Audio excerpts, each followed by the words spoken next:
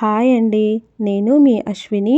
Welcome to my channel. ఈరోజు బీరకాయ పెసరపప్పు కర్రీ ఎలా చేసుకోవాలో చూద్దాము నా స్టైల్లో. ముందుగా స్టవ్ ఆన్ చేసి కడాయి పెట్టుకుందామండి. దానిలో ఆయిల్ వేసుకుందాము. ఆయిల్ వేడి ఎక్కిన తర్వాత ఒక స్పూన్ ఆవాలు వేసుకుందాము.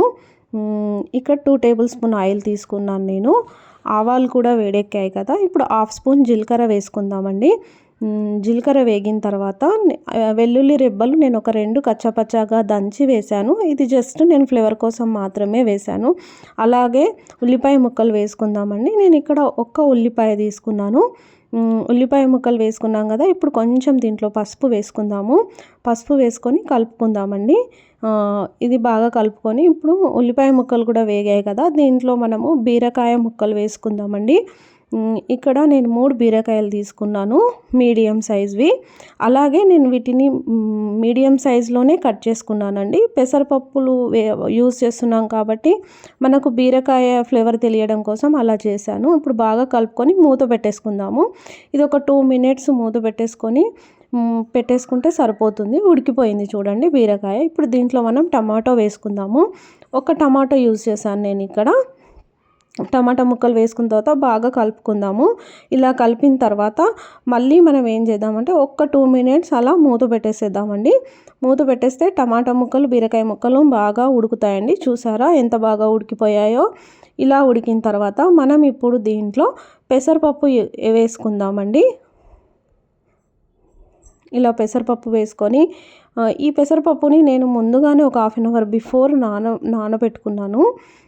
ఎందుకంటే తొందరగా ఉడుకుతుంది ఇలా నానబెట్టుకుంటే. మనకు కూడా ఈజీగా అయిపోతుంది కదా అండి. ఒకవైపు రైస్ అయిపోతుంది, ఇంకోవైపు కర్రీ అయిపోతుంది. 2 ఒకేసారి అయిపోవడం కోసమైనా మనం ముందే నానబెట్టుకోవడం బెటర్.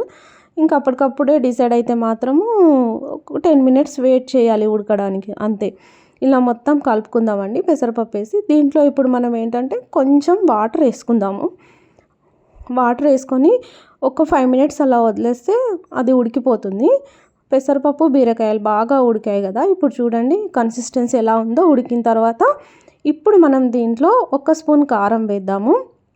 అలాగే 1 స్పూన్ సాల్ట్ వేద్దామండి.